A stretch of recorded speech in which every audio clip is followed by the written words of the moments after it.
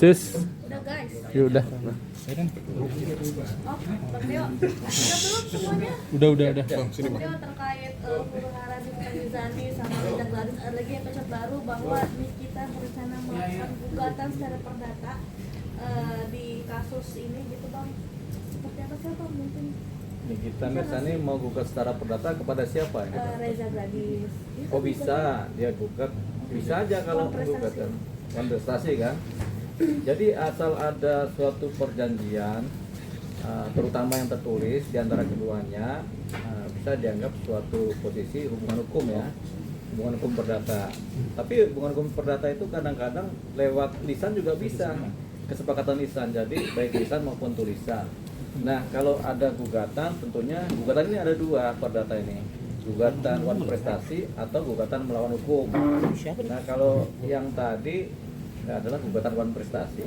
Jadi seolah-olah Nikita Mirzani akan menggugat secara perdata adanya wan prestasi dari seseorang yang digugat. Nah dalam hal ini kan si gadis yang digugat kan, begitu.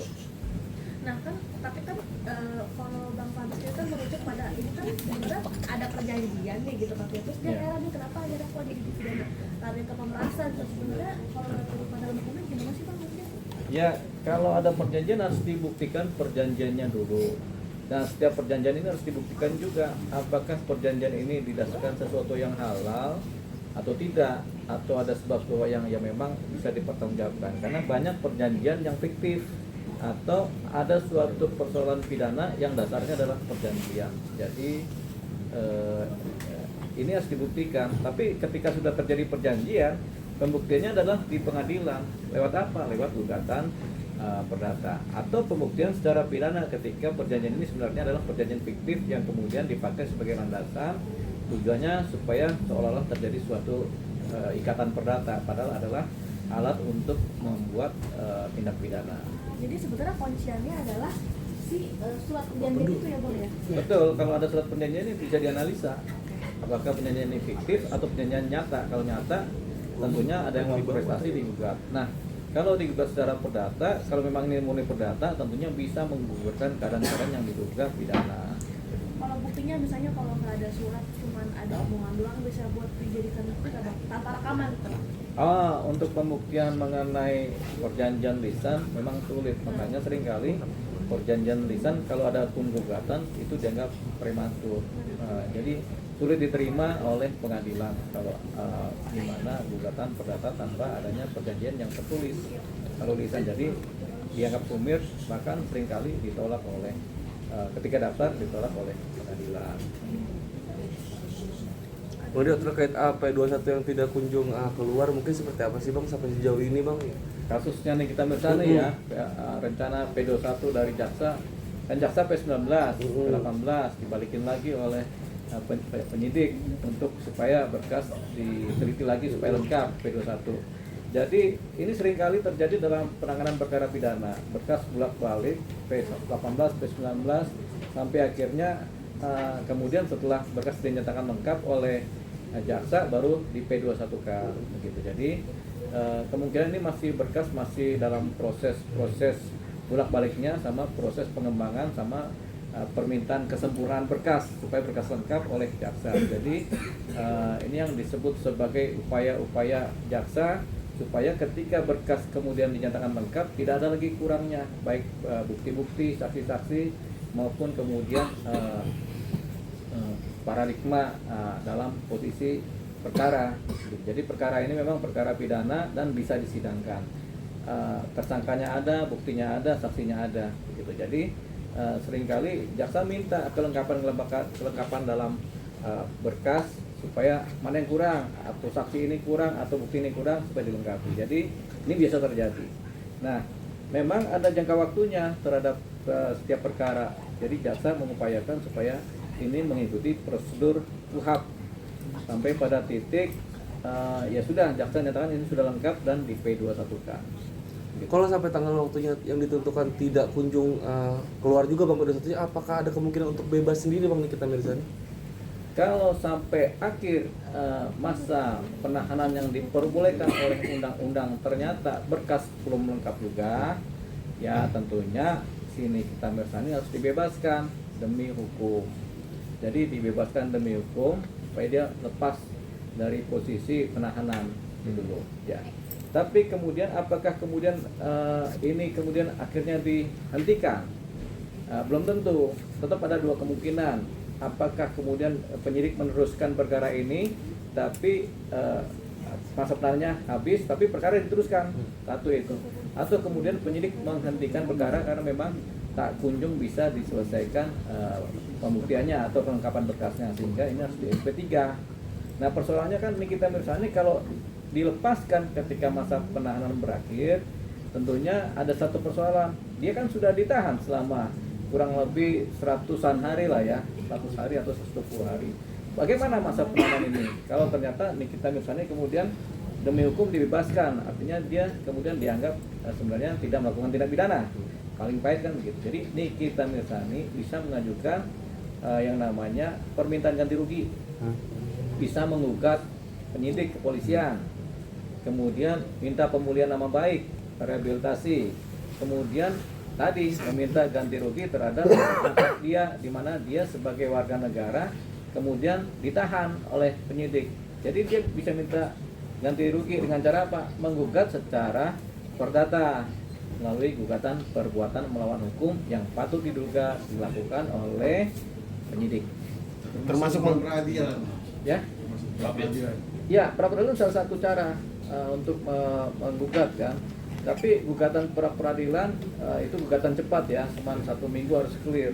Tapi kalau yang seperti ini ketika ternyata berkasnya Nikita Mirzani tidak lengkap dan kemudian SP3 misalnya, kalau pra-peradilan itu yang SP3 bisa jadi si pelapor menggugat pra-peradilan. Nah kalau seorang Nikita Mirzani, dia jalur yang paling bagus adalah melalui gugatan perbuatan melawan hukum terhadap cedera-cedera yang dialami, yaitu karena dia ditahan, kemudian dia dikurung, masa kebebasan dia dikungkung ya oleh masa penahanan. Jadi dia bisa minta ganti rugi. Jadi Nikita Mirzani bisa menggugat secara perdata melalui gugatan perbuatan melawan hukum, sementara kalau kemudian pelapornya nggak puas, dia bisa menggugat pra-peradilan. Pelapor ini si siapa? Dr. Reza Ya, Gladys. Dr. Reza kan. Reza bisa menggugat pra-peradilan. Kenapa? Karena ini kok perkara ini kenapa dilepas begitu kan? Sementara Nikita Mirzani karena dia lepas dan perkara tidak bisa masuk unsur, dia bisa menggugat ganti rugi, permintaan ganti rugi, rehabilitasi, perbaikan nama baik lewat gugatan perbuatan melawan hukum. Yang digugat siapa? Ya udah penyidik yang digugat. Nah, kemudian penyidik kemudian bisa diwakili oleh siapa? Ya tentu kuasa hukumnya. Penyidik bisa dari Binkum penyidik, bisa juga dari pengacara negara, jaksa sebagai pembelanya gitu. Nah, tapi ini gugatan perdata.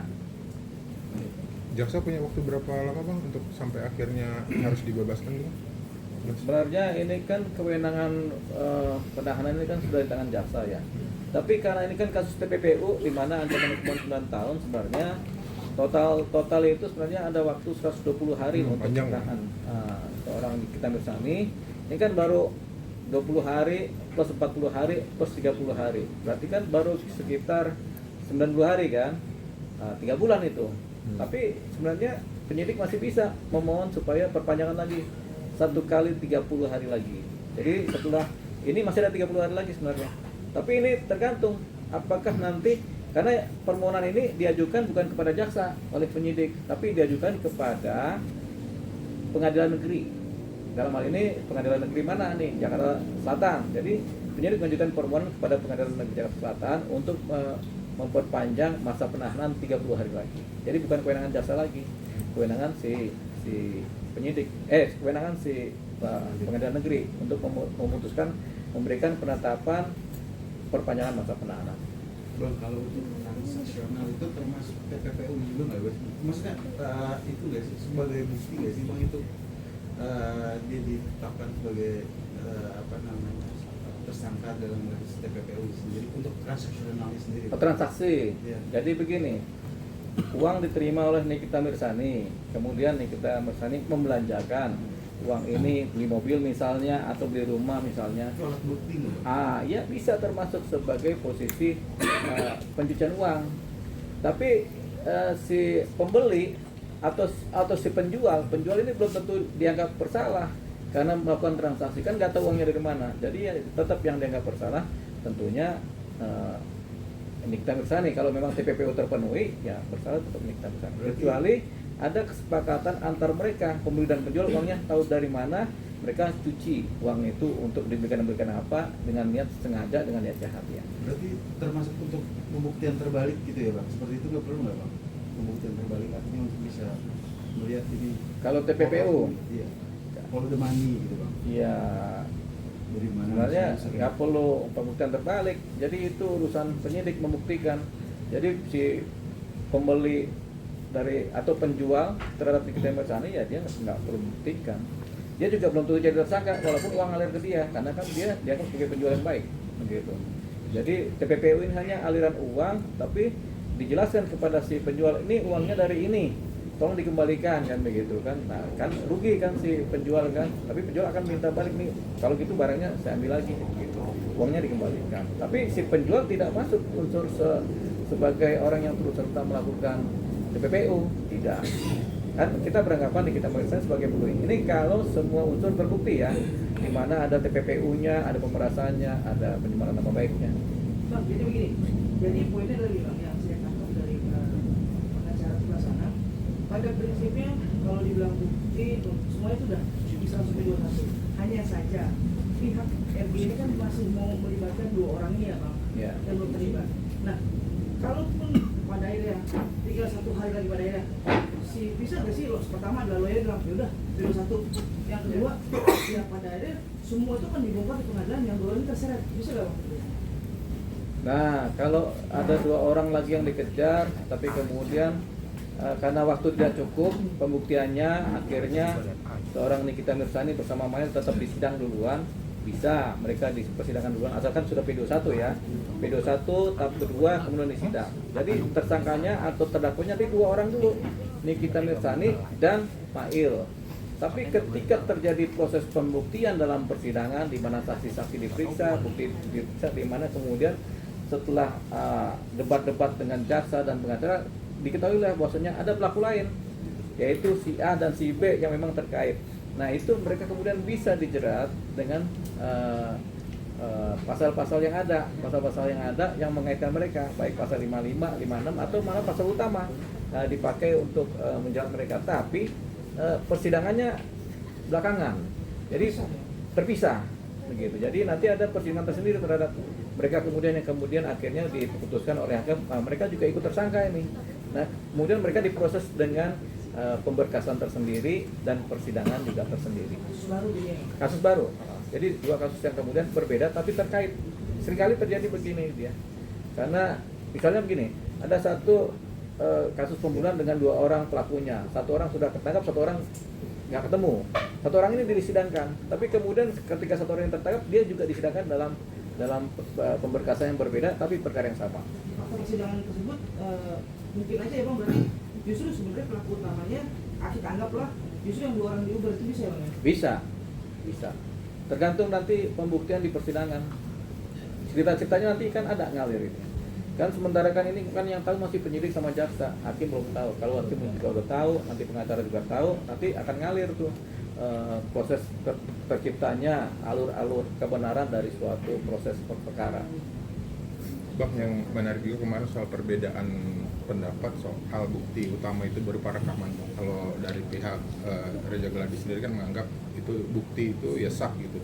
Sementara dari pihak Nikita, Bang Pamitan itu bukti nggak sah karena ya justru bisa berpeluang dilaporkan balik gitu Bang, karena tanpa sepengetahuan salah satu orang yang direkam gitu Bang. Sebenarnya kalau dari status bukti itu sendiri gimana Bang? Sementara itu kan bukti untuk membuktikan suatu dugaan kejahatan, tapi dari pihak kita menganggap itu tidak bukti yang tidak sah gitu. Iya. Jadi semua bukti yang menunjukkan atau semua alat bukti yang kemudian bisa menunjukkan adanya suatu dugaan kejahatan itu akan dianggap sebagai alat bukti. Jadi kita tidak mengenal bukti yang sah maupun yang tidak sah. Jadi bukti apapun juga kalau dia bisa dijadikan petunjuk atau sebagai bukti adanya suatu kejahatan atau suatu tindak pidana, ya dijadikan sebagai barang bukti. Nah kalau zaman sekarang ini kan rata-rata ada rekaman-rekaman, ada handphone, ada alat-alat apalagi yang kemudian bisa dipakai di medsos kan, atau bahkan medsos sendiri bisa dipakai sebagai barang bukti. Jadi barang bukti itu nggak terpaku hanya sekedar barang bukti fisik, kadang-kadang software juga bisa dijadikan barang bukti. Jadi barang bukti itu bisa apa aja yang kemudian bisa menunjukkan adanya suatu dugaan kejahatan yang dilakukan atau suatu bukti-bukti yang bisa dipakai untuk membuktikan suatu kejahatan. Jadi misalnya ada handphone ini dipakai untuk memukul kepala orang meninggal. Handphone ini menjadi alat bukti secara fisik, bahwasanya ini loh barang buktinya yang dipakai untuk memukul gitu. Jadi bukan cuma handphone, kadang palu, kadang batu, kadang apalagi. Jadi semua barang yang kemudian bisa menunjukkan adanya suatu tindak pidana kejahatan itu bisa dipakai sebagai barang bukti. Jadi kalau dalam isi percakapan itu memang akhirnya mengandung unsur tindak pidana begitu, membuktikan adanya pemerasan, Iya. itu nggak bisa digugat gitu bang, Nggak bisa digugat, itu memang barang bukti. Jadi rekaman itu termasuk barang bukti, baik yang kemudian direkam secara resmi maupun secara tidak resmi. Ketika itu kemudian menunjukkan suatu tindak pidana kejahatan, itu bisa dipakai sebagai barang bukti di persidangan untuk menunjukkan adanya suatu tindak pidana. Berarti dalam UU ITE sebenarnya ada pengecualian gitu bang, ya maksudnya ya nggak izin nggak apa-apa, tapi ketika itu membuktikan suatu tindak pidana ya nggak apa-apa gitu, nggak harus izin dari yang orang yang direkam gitu ya bang. Betul, jadi nggak perlu ada izin. Siap. Ada lagi?